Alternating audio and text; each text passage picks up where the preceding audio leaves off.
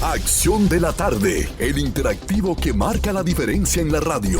Por Palma 90.7 FM. 1930,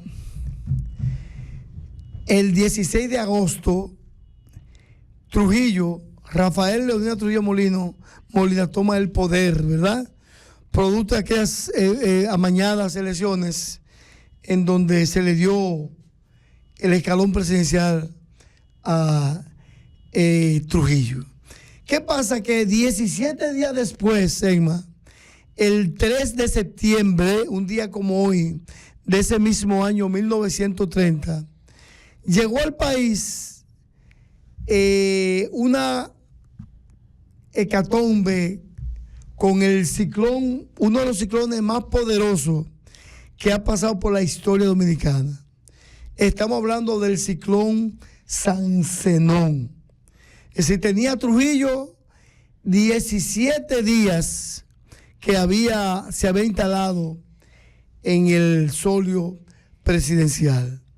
Ese ciclón fue uno de los más crueles que haya pasado por el país. Tenemos, ¿verdad?, en el 66 el ciclón Inés, tenemos el Yor, tenemos el David, pero el primer ciclón devastador que tuvo el país fue en el 1930. Ese ciclón entró directamente por la capital, por el Distrito Nacional, y devastó ese lugar. Inclusive se habla de más de 4,000 muertos, más de 20,000 heridos, y fueron tantas, ¿verdad?, las personas que murieron, más de 4,000, que se tuvieron que hacer varias fosas comunes para poder enterrar esas víctimas de ese sistema atmosférico. Se dice que en la capital hubo una pandemia por el mal olor, por el hedor que hubo de esos cuerpos, que muchos no pudieron ser enterrados, ¿no? que aparecían en las calles, en los rincones, en las aceras, y que eso también contaminó el país, principalmente el Distrito Nacional. Fueron muchos los organismos internacionales que vinieron en socorro, en ayuda de nuestro país, pero hubo mucha hambruna, mucha crisis económica, y esos momentos, ¿verdad?, ayudaron a Trujillo a levantar su imperio criminal, que duró cerca de más o menos 30 años, hasta el 1961, el 30 de mayo de 1961, cuando Trujillo fue decapitado, fue asesinado en la autopista George Washington. Hoy es parte del 30 de mayo, porque está dividida, la George Washington se divide en 30 de mayo y se divide la otra parte en la George Washington. Entonces, reiteramos que un día como hoy, del 1930, pasó nuestro país ese ciclón que devastó la nación. Pero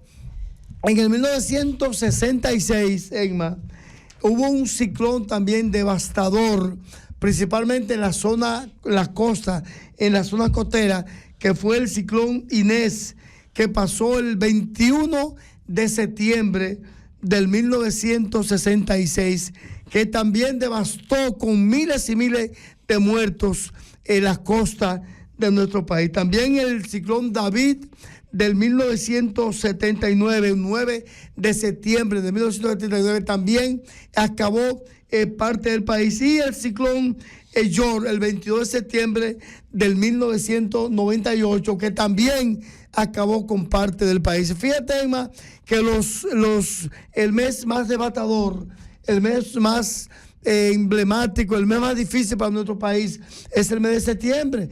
Los ciclones duros, fuertes, han pasado todos, prácticamente todos, en el mes de septiembre. Entonces, este es un mes que las autoridades deben estar preparados, porque parece que es el mes que nos tocan las desgracias, y las autoridades deben estar preparadas, listas para cualquier evento de esa naturaleza que nos pueda afectar en el país. La vulnerabilidad de las viviendas de ese entonces, que en su mayoría eran construidas de madera, provocó también el desastre en lo material, pero en lo humano, y es que, Odalis, luego de que se sintieran fuertes lluvias y vientos, la gente pensó que ya el peligro había pasado.